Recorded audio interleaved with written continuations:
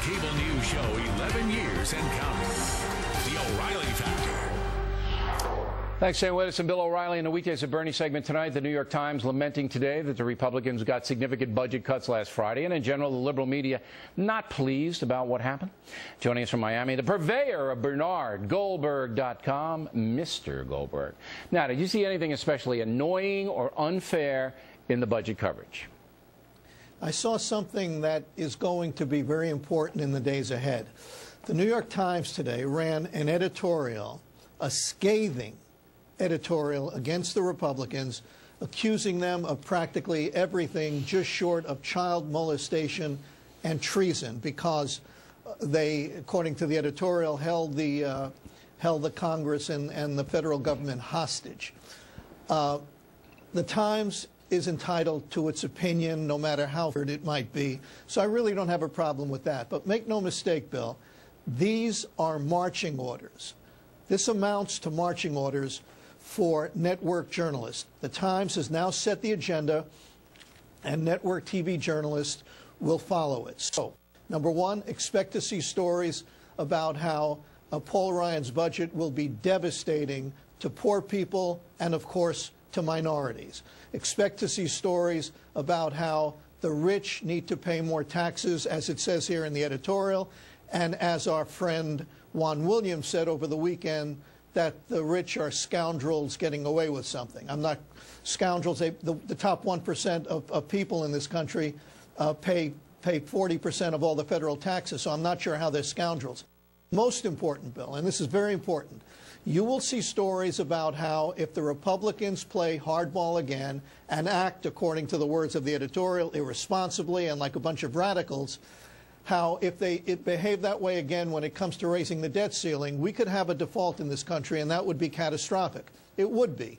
But what you will not see stories about, not serious, in-depth stories anyway, about how being $14 trillion plus in debt and going higher is a catastrophe looming right over the horizon.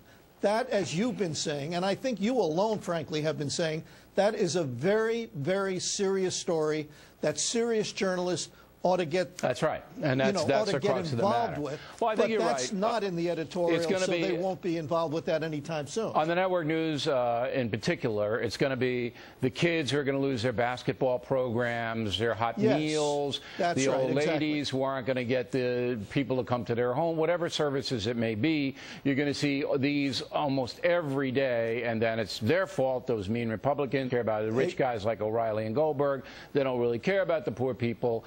To bang the drum, make it easier for President Obama to ward off the spending cut trend. Okay. I think you're right. We'll see.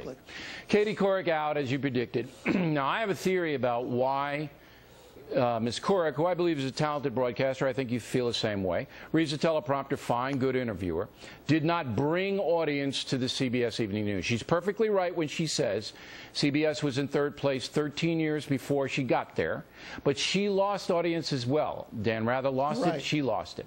Why couldn't she bring people in? The honest answer, Bill, and I'm in good company with, I think I mentioned this last week to you, William Goldman, the fellow who wrote Butch Cassidy and the Sundance Kid and a whole bunch of other big movies. He said when it comes to predicting success in the world of entertainment, quote, nobody knows anything.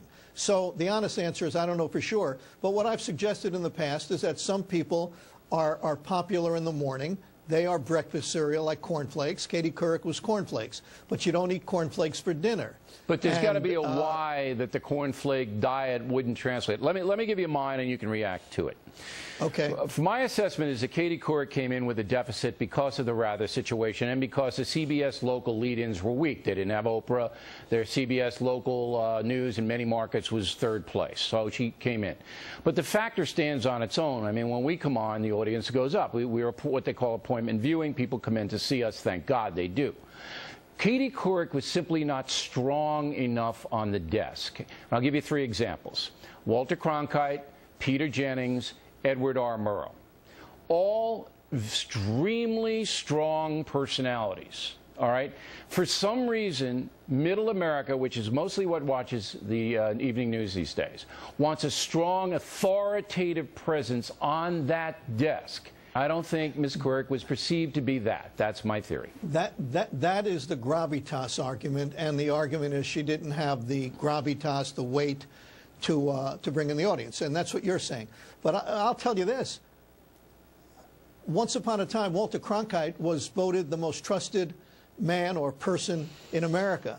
Nobody in his right mind thinks that either Brian Williams or Diane Sawyer or Katie Couric is the most trusted person in America today. And I think it isn't just Katie Couric. I think whoever takes her place, whoever it is going to have a very hard uphill battle, because I don't know that that person's going to have the gravitas compared to the people that you named. I don't think anybody going forward, I shouldn't say anybody, anything is possible, but I don't think anybody that we know of going forward has the kind of gravitas that Cronkite or Rather or Jennings or Brokaw had. I think those days are over. All right, Bernie, thanks very much as always. Reality Check on deck tonight. The White House takes a shot